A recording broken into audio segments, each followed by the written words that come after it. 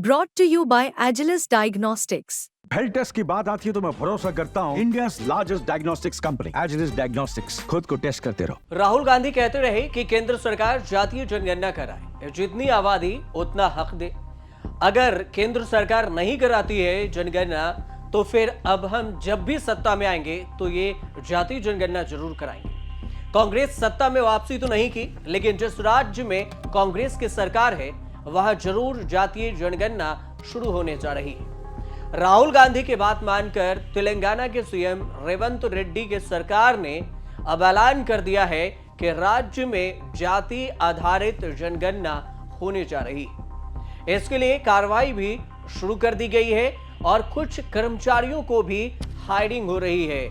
तेलंगाना में पिछड़ा वर्ग आयोग ने राज्य भर में जाति आधारित सर्वेक्षण करने की प्रक्रिया के तहत इच्छुक पक्षकारों में आवेदन भी लेने शुरू कर दिए। दरअसल हुआ यूं कि कांग्रेस का कहना है कि उसने तेलंगाना की जनता से इस सर्वेक्षण का वादा किया था, लेकिन जानकार ये बताते हैं कि तेलंगाना और महाराष्ट्र एक पड़ोसी राज्य है। महाराष्ट्र के सीमाएं इलाके में करीब करीब 1 करोड़ की आबादी तेलुगु बोलती है। ऐसे में तेलंगाना सरकार के इस फैसले के पीछे राजनीतिक कारणों से भी इनकार नहीं किया जा सकता। इस बीच भारत सरकार भी राष्ट्रीय जनगणना कराने की योजना पर काम कर रही है। रिपोर्ट ये बताती है कि सरकार 2025 में जनगणना करवा सकती है। केंद्र सरकार इससे पहले 2021 में कोरोना महामारी के कारण जनगणना की प्रक्रिया टाल दी गई थी और अब इसे 2025 में कराई जाएगी, जो 1 साल तक चलेगी, 2026 तक। पिछले दिनों तेलंगाना के जो मंत्री हैं प्रभाकरन, उन्होंने कहा कि 5 नवंबर से जातीय सर्वेक्षण शुरू करने की उम्मीद है। इसके तहत 30 नवंबर तक ये पूरा काम कर लिया जाएगा। प्रभाकर ने यह भी कहा कि इस काम में 80,000 सरकारी कर्मचारियों को लगाया जाएगा और उन्हें इसके लिए उचित प्रशिक्षण भी दिया जाएगा। मीडिया रिपोर्ट के मुताबिक जातीय जनगणना में 52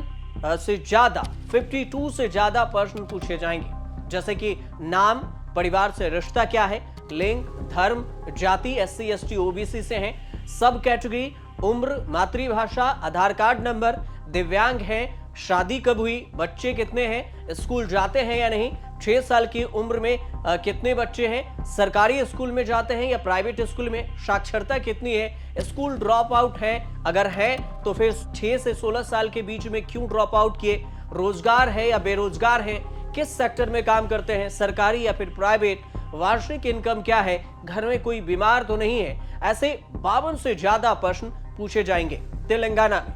महाराष्ट्र में विधानसभा चुनाव की सरगर्मियों के बीच में कांग्रेस पार्टी ने पड़ोसी राज्य में OBC कार्ड भी खेला है। ऐसे में यह भी देखना दिलचस्प होगा कि इस OBC कार्ड का महाराष्ट्र के चुनाव पर क्या असर पड़ेगा, वो भी तब जब राज्य की OBC समुदाय को लुभाने के लिए राज्य के महाराष्ट्र की एकनाथ शिंदे सरकार ने चुनाव से पहले ही घोषणा ये कर दी कि लाडली बहन योजना लाएंगे। कई सारी ऐसी घोषणाएं हैं जो मतदाता को लुभा सकती है। तेलंगाना से पहले बिहार एक ऐसा राज्य है जहां हाल ही में जातीय आधारित जनगणना करवाया गया था और इस जातीय आधारित जनगणना पर विवाद भी हुआ था और सवाल उठाया गया था कि कोई भी राज्य सरकार ऐसा सर्वेक्षण कैसे करवा सकती है। लेकिन बाद में सुप्रीम कोर्ट ने बिहार सरकार की जाति आधारित जनगणना की रिपोर्ट जारी करने की मंजूरी दे दी थी। इसके बाद से ही कांग्रेस पार्टी और उसके नेता राहुल गांधी लगातार जाति आधारित जनगणना की बात कर रहे हैं। कांग्रेस हर राज्य के लिए अपने घोषणा पत्र में इस मुद्दे को शामिल कर रही है। अब देखना यह होगा कि तेलंगाना में जाति आधारित जनगणना के बाद क्या कुछ नया समीकरण निकलकर सामने आता है। फिलहाल आप देखते रहिए न्यूज़ तक।